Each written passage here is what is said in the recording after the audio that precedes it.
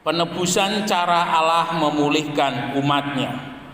Roma 6 ayat 5 sampai yang ke-8 dipersilakan. Roma 6 ayat yang ke-5 sampai dengan yang ke-8.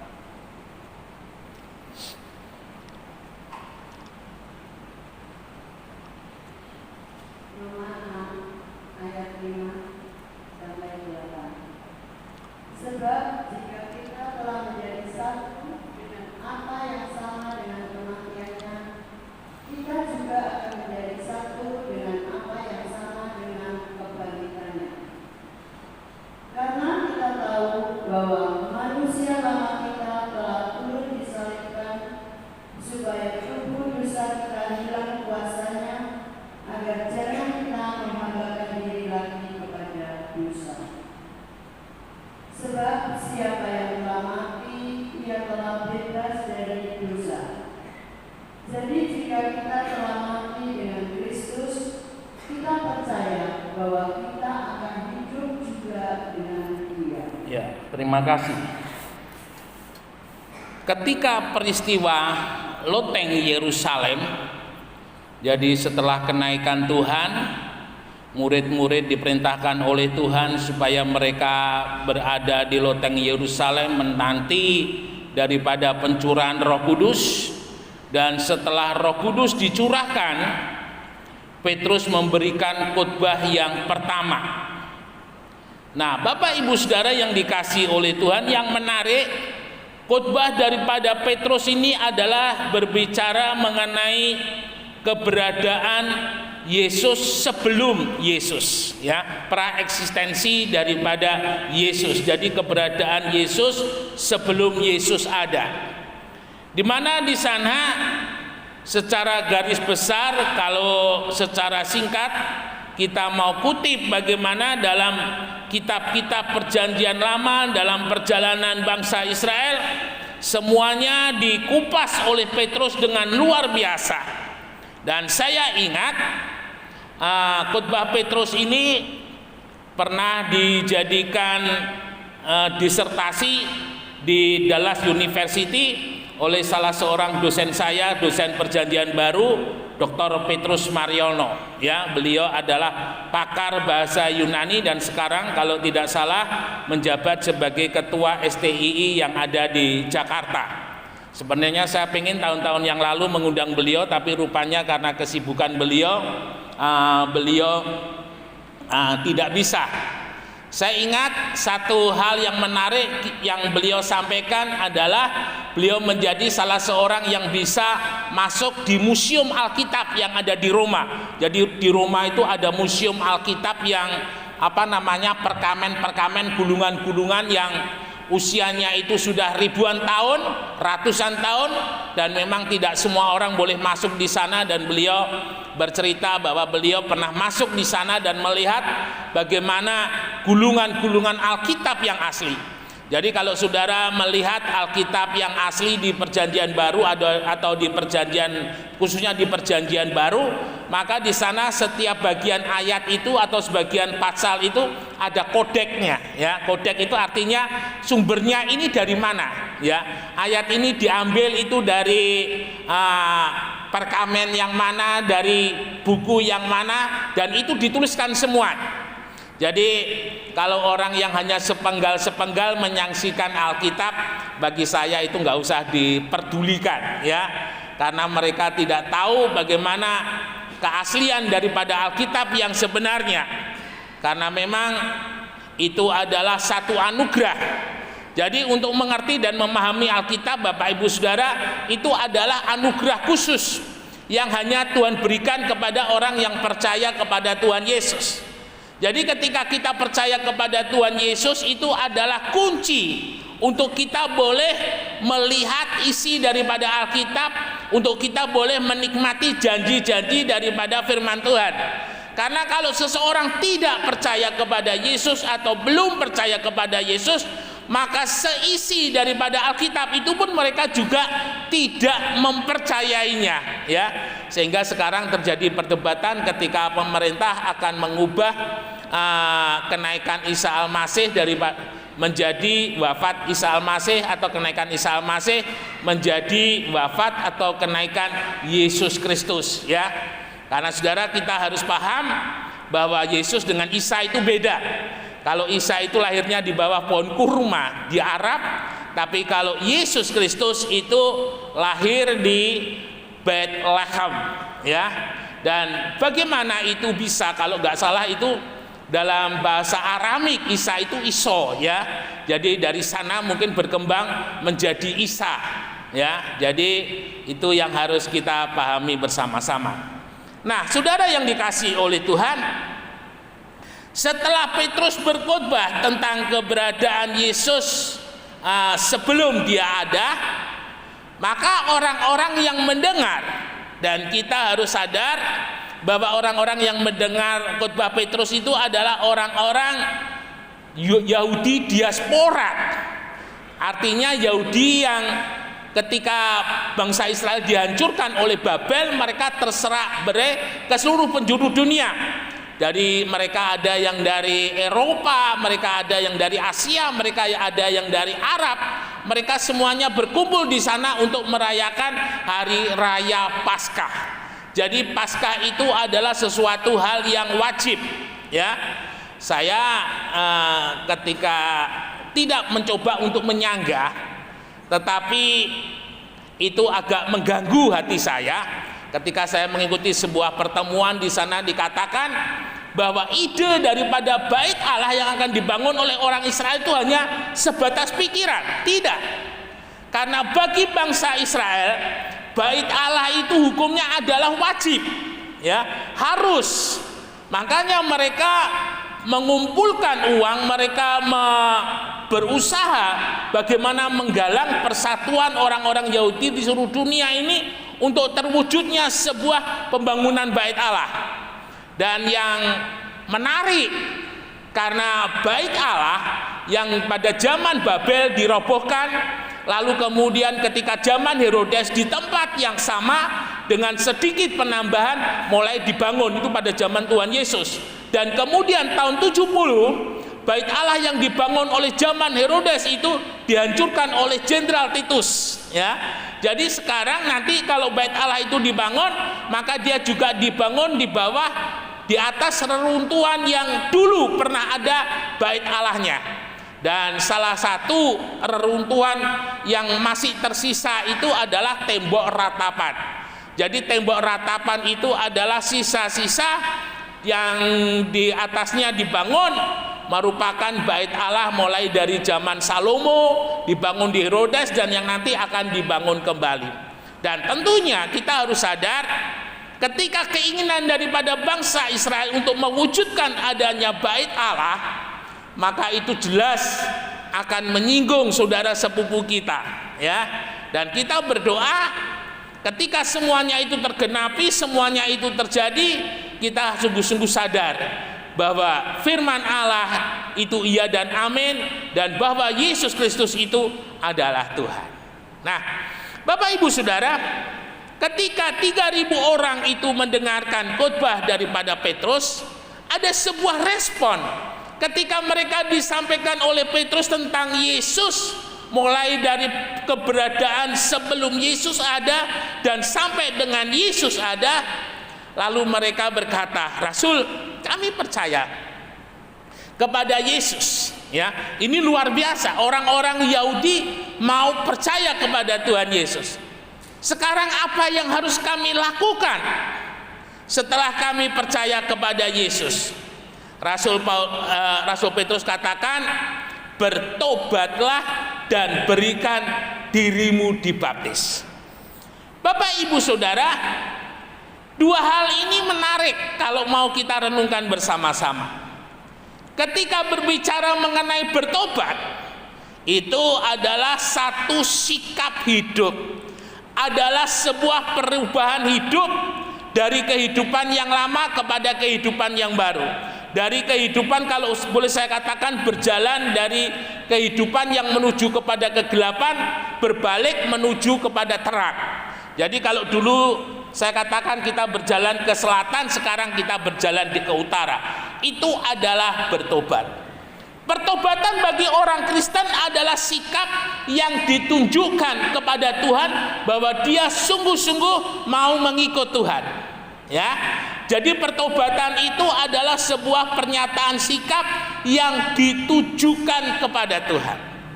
Sedangkan baptisan itu kalau boleh saya katakan adalah sebuah sikap, sebuah tanda, sebuah pernyataan yang ditujukan kepada gereja, khususnya untuk saat ini, kepada kelompok-kelompok yang belum percaya dan kepada setan, bahwa saudara sudah memutuskan menjadi miliknya Tuhan. Bapak Ibu yang dikasihi oleh Tuhan, sebagai gembala agung, seperti yang dituliskan dalam Mazmur 23, Tuhan hanya menggembalakan kawanan domba yang menjadi miliknya. Jadi kawanan domba yang tidak menjadi miliknya itu tidak ada di dalam penggembalaannya Tuhan. Ya, ini harus kita sadari bersama-sama bahwa ketika Bapak Ibu Saudara bertobat dan dibaptis, Bapak Ibu Saudara ada di dalam penggembalaannya Tuhan. Dan di sana Mazmur Daud mengatakan, ketika kita ada di dalam penggembalaannya Tuhan, ya, Tuhan akan membawa kita kepada rumput yang hijau dan kepada air yang tenang. Artinya di dalam penggembalaannya Tuhan, Tuhan akan mensejahterakan kehidupan kita. Tuhan akan menolong, Tuhan akan memberkati di dalam kehidupan kita. Tidak hanya itu saja, sekalipun aku berjalan di dalam lembah bayang-bayang maut, di dalam lembah-lembah bayang-bayang kematian, aku tidak takut, sebab gadamu dan tongkatmu yang menyertai aku. Tidak hanya disejahterakan oleh Tuhan, tapi kehidupan kita orang percaya dijaga dan dilindungi oleh Tuhan. Kalau saudara baca di dalam Ayub pasal yang pertama, ayat yang ke-10 itu kalau tidak salah, di sana dikatakan iblis melihat, ya, iblis melihat sendiri dan dia katakan, Tuhan, bukankah engkau yang membuat pagar sekeliling rumah Ayub dan segala investasi yang dimilikinya? Kalau boleh saya katakan dengan bahasa yang lebih bisa dipahami, seperti itu. Tidak hanya dikatakan Tuhan yang memagari kehidupan Ayub dan keluarganya dan segala investasinya, tetapi Tuhan juga memberkati, sehingga apa yang dimiliki oleh Ayub itu semakin hari semakin bertambah banyak. Luar biasa. Ketika dalam hidup kita menjadi miliknya Tuhan dan kita ada di dalam penggembalaannya Tuhan, ya, kita senantiasa dibawa kepada padang rumput yang hijau dan air yang tenang, dan gada dan tongkatnya Tuhan itu yang menyertai. Dan pada akhirnya di hadapan lawanku, ya, bagaimana kita bisa makan di hadapan lawan kita, dengan kata lain Tuhan mengangkat di dalam kehidupan kita lebih daripada orang lain. Dan itu dialami oleh Ishak ketika Ishak ada di Gerar, ya, dan itu terjadi oleh karena Ishak menuruti perintah Tuhan, jangan kamu ke Mesir, tapi biarlah kamu ke Gerar. Ishak nggak protes. Tuhan, Gerar itu lagi panas, Gerar itu lagi paceklik. Bagi Ishak dia tidak peduli, tetapi bagi Ishak yang terpenting selama dia ada bersama dengan Tuhan, maka semuanya itu akan baik-baik saja. Dan terbukti ketika Ishak di Gerar, orang Gerar melihat Ishak, orang Gerar tahu Ishak, ya, karena Ishak mulai bercocok tanam di sana, dan orang Gerar juga melihat bagaimana Ishak bekerja menabur di tanah yang tandus, menabur tidak di musim hujan tetapi di musim kemarau. Orang Gerar lihat, dan orang Gerar juga melihat tanah yang tandus yang ditaburi oleh Ishak itu, benih yang ditabur itu mulai muncul menjadi sebuah tunas. Orang Gerar melihat, orang Gerar juga melihat tunas itu menjadi tunas yang hidup, meskipun tidak ada air, tunas itu menjadi tunas yang bertumbuh meskipun tidak ada air dan menjadi besar. Orang Gerar juga melihat bagaimana Ishak menuai 100 kali lipat di tanah yang tandus, di tanah yang tidak ada hujan, di tanah yang impossible bagi manusia. Ishak diberkati tuaian 100 kali lipat. Nah, ini bisa terjadi ketika hidup kita ada di dalam persekutuan dengan Tuhan, ada di dalam kawanan penggembalaan daripada Tuhan. Nah, Bapak Ibu Saudara yang dikasihi oleh Tuhan, kembali kepada Roma yang sudah kita bacakan tadi di atas, bagaimana penebusan itu bisa terjadi?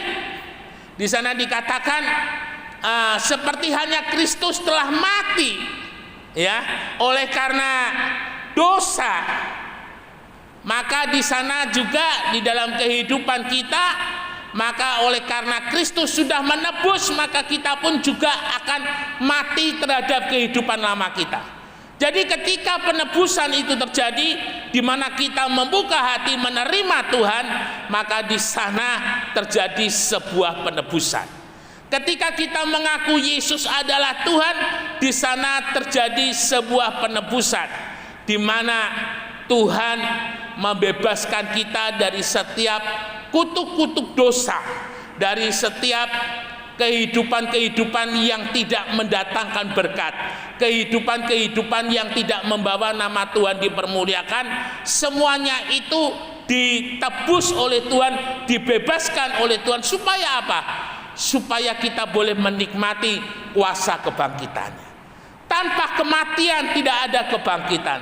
Tanpa kematian hidup yang lama, tanpa kematian daging, tanpa kematian dosa, kita tidak akan menerima kebangkitan Tuhan. Kebangkitan atau pemulihan itu hanya bisa terjadi setelah kita mengalami kematian.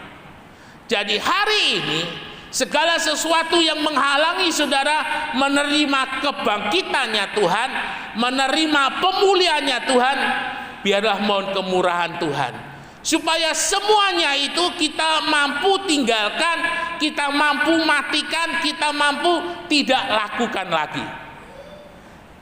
Saya tiba-tiba mencoba untuk merenung, ya, karena saya paling suka itu baca buku itu, buku biografi.